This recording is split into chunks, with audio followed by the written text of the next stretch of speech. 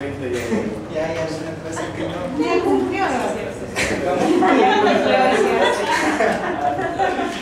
Ya, ahora estamos con lo que serían ya los huesos que forman nuestro tórax. ¿Sí? Aquí tenemos 12 costillas, ¿no es cierto? Tenemos unas costillas que se las llama verdaderas y otras que se las llama falsas. ¿Sí? Unas costillas valientes. ¿Por qué se las llama verdaderas? Porque están unidas directamente con el esternón. ¿Sí? Llegan directamente al esternón. En cambio, las falsas no llegan a juntarse directamente al esternón, sino que se unen en esta parte. Esto, lo que nos une entre la costilla y el esternón, es un cartílago. ¿Sí? Es cartílago. Entonces, por eso es que nosotros, ustedes alguna vez, no sé si alguno de ustedes han visto una radiografía de un pecho, se ve como que fuera solo un arco, nada más. ¿Por qué? Porque a nivel de la radiografía no logramos ver esta parte. ¿Sí? Pues parecería que estuvieran solo flotando nomás ahí, ¿no es cierto? Entonces, pero no es así, se unen al esternón a través del esternón. Y lo que les decía hace un rato, cuando operan el corazón, parten para que se por la mitad. No se lo hace ¿saben cuál es la razón? Y eso también es importante. ¿Por qué sucede eso? Nosotros si rompemos una costilla, primero nosotros una costilla no la podemos coger y poner un yeso, como sucede con un brazo o una pierna. Imagínense lo que sería estar puestos un yeso y primero no podríamos respirar, porque para respirar necesitamos que nuestras costillas se abran, y por eso tienen esta estructura aquí adelante, el cartílago, que les permite ese movimiento de poder inflarse. ¿Sí? Y al momento en que se rompe una costilla, justo en cada costilla pasa una arteria, una vena y un nervio. Entonces, al romperse eso, podemos lesionar cualquiera de esas tres estructuras importantes. ¿Sí? Es por eso también que, por ejemplo, cuando tienen accidentes graves, han de haber escuchado que se les llena de líquido, de sangre, ¿no es cierto? Porque se rompe una de esas arterias y la sangre va hacia adentro. Es por eso hay que tener siempre mucho cuidado. Y ahí es la razón de por qué lo que hacen es abrir ahora por la mitad para operar el corazón, porque imagínense lo que sería lesionar todo eso. ¿Sí? Otra cosa, otro tip importante, ustedes han escuchado alguna vez, no sé si a alguno de ustedes les ha pasado, hay un problema de una enfermedad que se llama el herpes zóster. ¿Han escuchado alguna vez de esa enfermedad? ¿No? Por ejemplo, el herpes zóster es una enfermedad que se da a aquellas personas que nos ha dado alguna vez varicela. ¿Sí? Si alguno de ustedes le ha dado varicela, tenemos mucha más posibilidad de que nos dé herpes zóster. El herpes zóster es causado por un virus, ¿sí? Que llega hacia a nivel de lo que son los nervios, ¿sí? Y justamente lo más general es que van a los nervios que pasan por lo que son nuestras costillas. Entonces justamente se hace una lesión como que nos hubiesen dado como un látigo en una zona cuando da esa enfermedad. Y se hacen unas bolitas pequeñitas en esa zona, pero justamente atacan directamente al nervio que está por las costillas. Entonces suele ser un dolor súper exquisito. Súper exquisito lo digo, pero para no ponerlo como algo feo, pero es tremenda el dolor. ¿Ya? Entonces tenemos el esternón tiene la forma de un cuchillo, ¿no es cierto? Si lo vemos así, inclusive hasta por eso tiene estructuralmente el nombre. A esto se le llama el cuerpo del esternón y esto el mango del esternón, porque tiene la forma de un cuchillo. ¿Sí? Puesta en forma superior. Siguiente. Ahora vamos a lo que son los huesos ya a nivel de las extremidades. En las extremidades superiores, lo que les hablaba, ¿no es cierto? Partimos desde lo que es el hueso, el omóplato, ¿sí? Que nos permite el movimiento hacia atrás de nuestra espalda. Tenemos aquí también, dentro de lo que sería la extremidad superior, se le considera también dentro de este hueso a lo que sería toda la estructura de lo que son las clavículas, ¿sí? Las clavículas también las consideramos dentro de lo que son la extremidad superior. Ahí tenemos un hueso largo, desde el primero que nos pone el brazo al que se le llama húmero. Acuérdense del Homero Simpson. Húmero. Acá en cambio ya tenemos dos que dan la forma, dos huesitos, el radio y el cúbito, ¿sí? Y lo que les decía, ya a nivel de lo que es mano, desde la muñeca, tenemos una parte que es el carpo, que es toda la parte de la muñeca. Son 8 huesecitos que forman la muñeca, ¿sí? Y de ahí ya tenemos lo que es una parte llamada metacarpo y a los dedos hacia adelante. Cada dedo, si lo vemos, tiene 3 huesos que lo que nos permite pues la articulación con la cara, ¿sí? Entonces esos son los huesos que forman pues nuestra extremidad superior. Para ubicarnos, ¿sí? Por eso es que les decía al inicio, ¿no es cierto? Si nos ponemos en posición anatómica, ¿sí? Como lo vemos aquí, está en posición anatómica, ¿sí?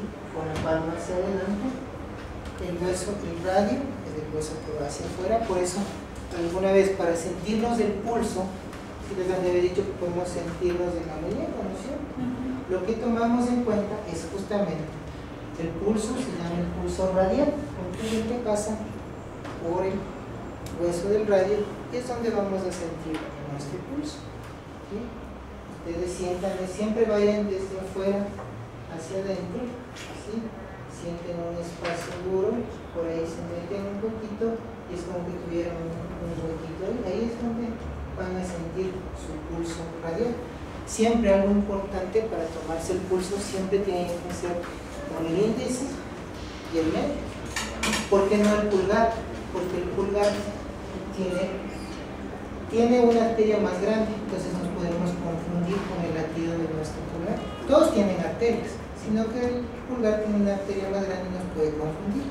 Por eso es importante siempre tomarse con el índice y el dedo medio los pulsos. Entonces tenemos el pulso aquí, hay otros también que suelen tomarse, que es el más fácil, ¿cierto? Que tenemos en el cuello, y que nos permite también sentir nuestras pulsaciones.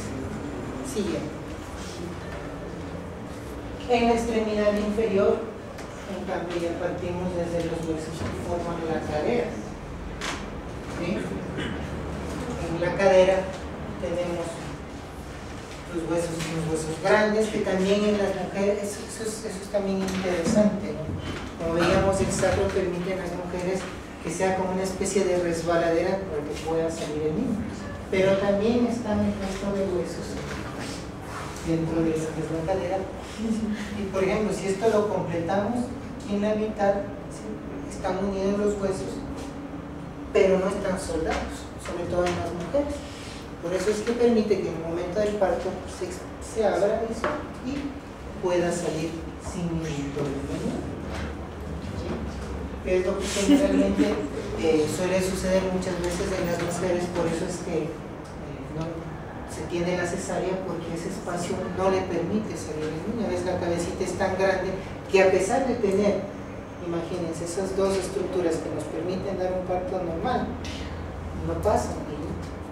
Entonces, claro, lo que hay que hacer es obviamente buscar la alternativa a través de la cesárea. ¿Qué otro hueso importante en lo que es la extremidad? El fémur. El fémur, un hueso de los más largos que tenemos, ¿no es cierto? ¿Sí? Y que también hay que cuidarlo mucho, porque por la edad del problema de cadera es algo realmente complicado. Una cirugía de cadera, primero, un costo tremendamente alto, y segundo, pues la recuperación es difícil. difícil. Y esos problemas, ahí es los problemas de osteoporosis y todo el tema, ¿no? Donde más se lastima. ¿Sí? De ahí tenemos dos huesos a nivel también de lo que sería ya la parte de la pierna, la tibia, el peroné. La tibia es el más duro que tenemos hacia adentro, que lo podemos sentir. ¿Sí? Al peroné es difícil sentirlo porque está cubierto por la musculatura. ¿Sí? Y ya más abajo tenemos lo que son los huesos que forman el tarso, el metatarso y ya los dedos. ¿Sí? Son todos los huesos que nos forman nuestra extremidad inferior. Por ejemplo, la otra vez me hacían una pregunta: ¿qué le operaron al presidente Ecuador? Ahí debería operarle de acá arriba, pero es difícil también. No hay esa especialidad todavía, no hay como. Pero bueno, perdón si está ahí con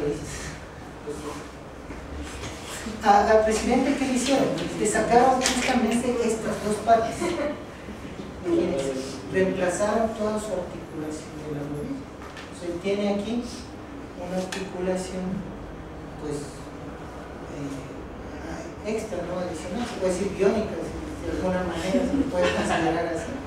¿Sí? Entonces, lo que rompen es justamente la parte distal de ambos huesos y lo que pusieron es unas prótesis y que igual le permite el movimiento. Entonces, eso es lo que suele operarse a nivel de cuando se hace ya un reemplazo total de rodilla, que se llama.